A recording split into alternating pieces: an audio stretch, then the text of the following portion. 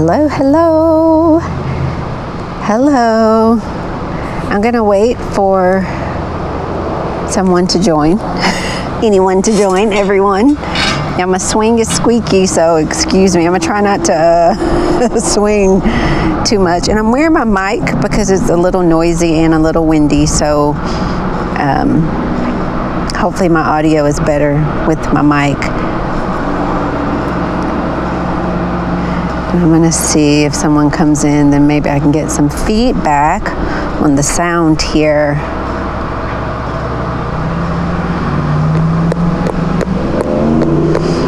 I hope everyone's having a good day, a good hump day.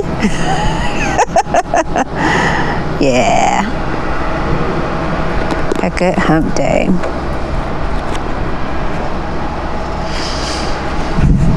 Okay, I'm going to talk real briefly while I'm waiting on the gratitude challenge. I've been doing a gratitude challenge on my main Facebook page every day.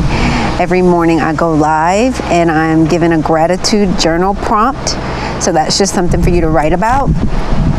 Every day, spending 5 minutes with your gratitude. So creating a habit of doing that, and every day, 5 minutes, just spending that 5 minutes. So I'm on day 17. I think today was day 17.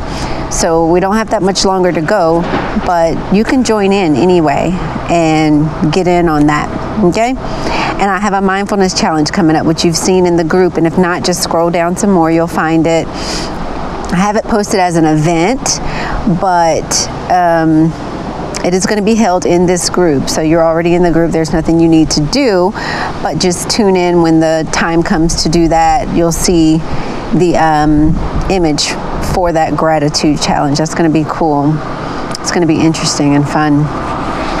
So easy, so exciting, so much fun. All right, so I'm coming on today to give you a little preemptive talk, because next week we are having an event in this group, and it's going to be a seminar on getting your personalized prescription for financial freedom. So we're going to be talking about money. It is the thing that everyone wants and wants more of, but it's also the topic that people do not like to talk about. I like to talk about it. So we're going to talk about it next week, Monday through Friday. The event is going to take place. I will be going live every day at 12 p.m. Eastern to talk about money. So as you all know, maybe you do, maybe you don't, Think and Grow Rich by Napoleon Hill is one of my absolute favorite books. And I try to read something out of it every day. That does not always happen because I have other things I'm reading and doing, like I have a whole entire life, right? But I try. And this book has really helped my money mindset.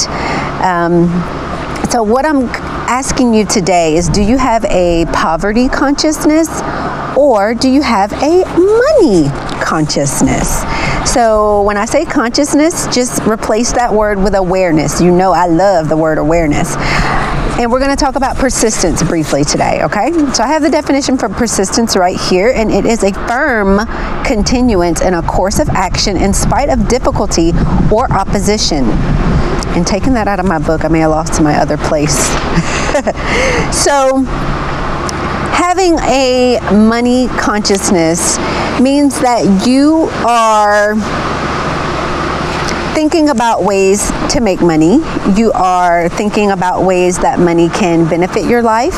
You are attracting money. You are working towards financial freedom, and you're not focused on a lot of negative aspects that are built around money. You have a great relationship with it. You don't fear having it, and you don't fear losing it. Okay? You don't fear losing it. And having a poverty mindset is very easy. It's nothing that you have to do to have a poverty mindset. It's almost something that's just there. It just exists because most people aren't born with a money consciousness unless they're born into a very wealthy family. And then you don't have to think about things. You don't have to think about things like, am I going to have enough money for this, that, and the other? So it's not something that's typical for people that's born into a lot of money, but when you're not, you do have an awareness of poverty. If you were born into a situation where there was not a lot, there was a lot of lack, or if it was just enough, or it was enough and then a little bit extra, but you were still aware that money doesn't grow on trees.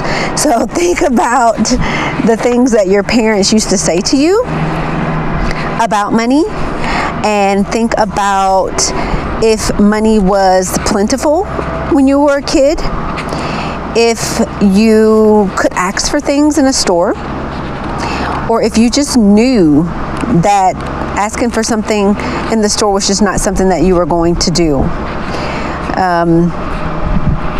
because you already knew that it was just not going to be possible for you to have it. You didn't want to put that type of pressure on your parents or something like that. So a lot of our paradigms built around money comes from our childhood. So when we talk about persistence, that's kind of what I'm here to talk about today. Being persistent, continuing to seek out whatever it is you are doing, no matter what happens, no matter what challenge you face. That's the type of mindset you have to have when you are trying to seek financial freedom. And you cannot be focused on poverty, and you cannot continuously be focused on or talking about debt.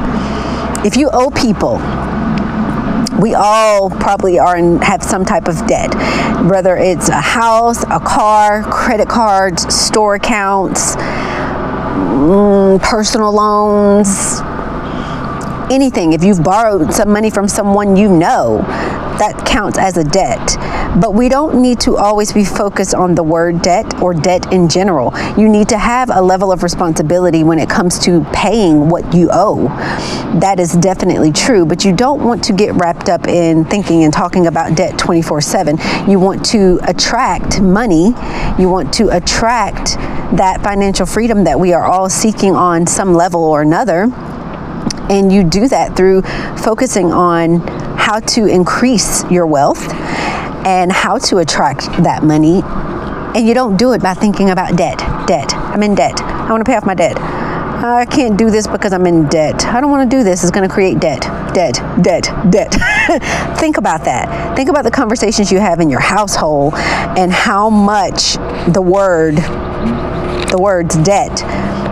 debt is said. Think about that. So we want to know that attracting riches, and I lost the other place in the book that I really wanted to read from, so maybe I'll find it really quickly.